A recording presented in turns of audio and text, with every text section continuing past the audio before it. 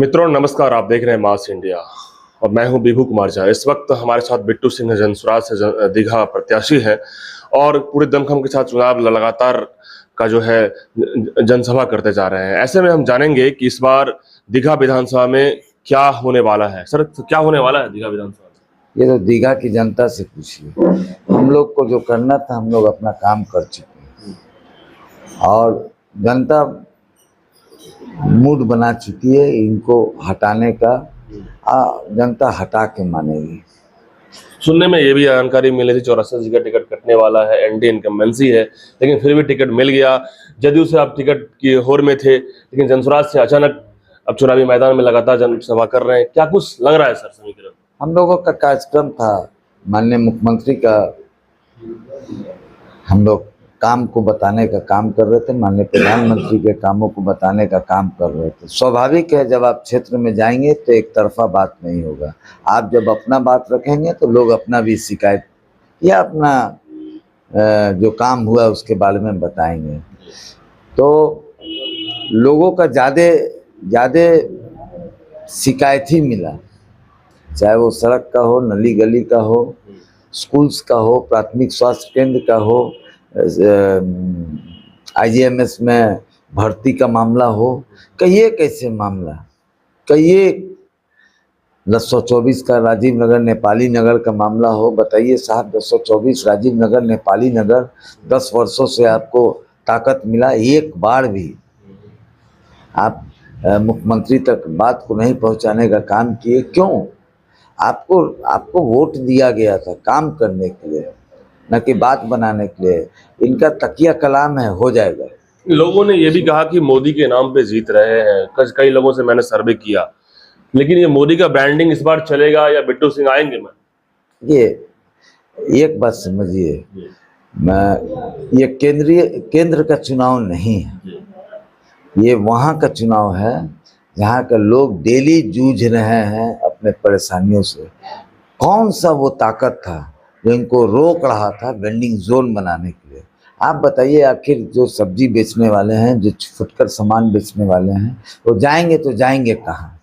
वो अपना स्वरोजगार करते हैं। सरकार का भी जोर है कि आप स्वरोजगार, ज़्यादा से ज़्यादा स्वरोजगार। सरकारी नौकरी इतना थोड़ी दिया जा सकता है। लोग अपना काम कर रहे थे, आप उनको कहाँ खदेड़ दीजिएगा? इंक्रोचमेंट आता है, सब बर्बाद कर देता है। जिस समय उखाड़ा जाता है वो दर्द वो नहीं समझ पाए।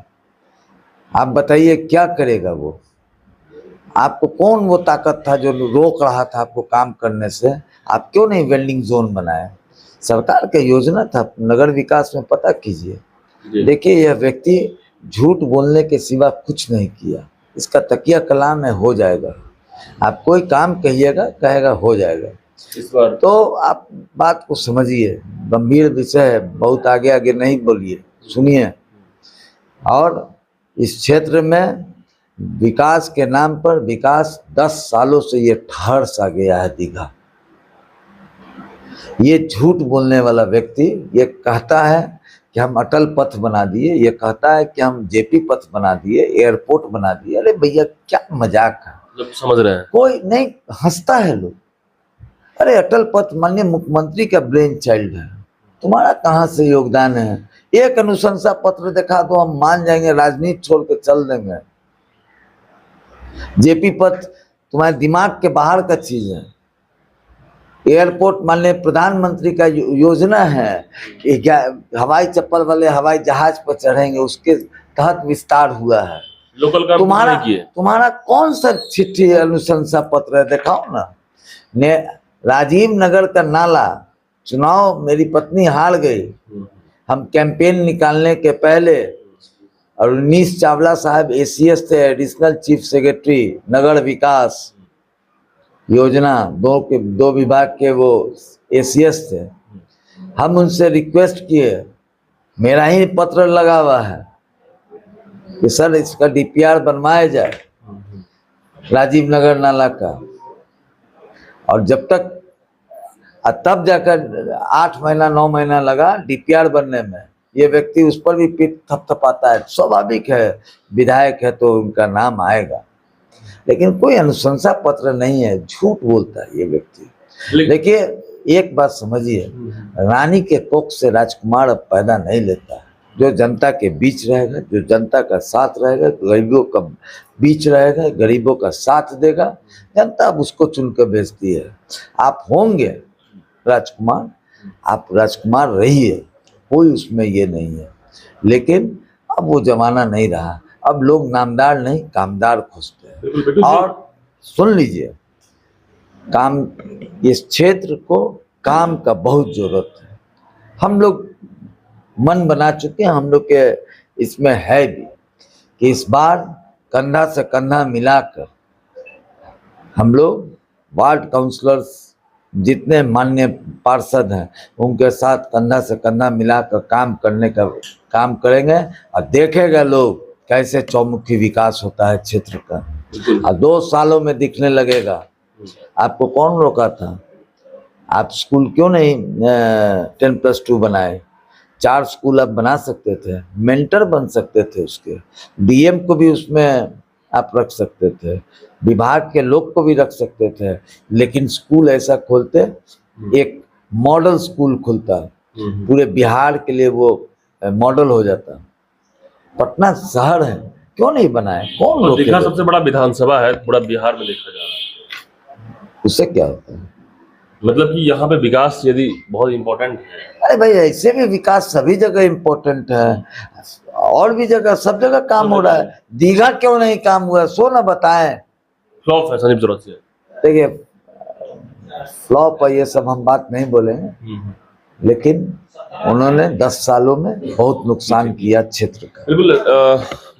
देखिए बिट्टू जी, एक ज्वलंत सवाल ये आ रहा है कि मोकामा में जो घटना हुई है, दुलार चंद यादव की हत्या, कहा जा रहा है कुछ सूत्रों से कि सीएम आवास के रास्ते से गुजर रहा है, क्या कहेंगे? दुखद है।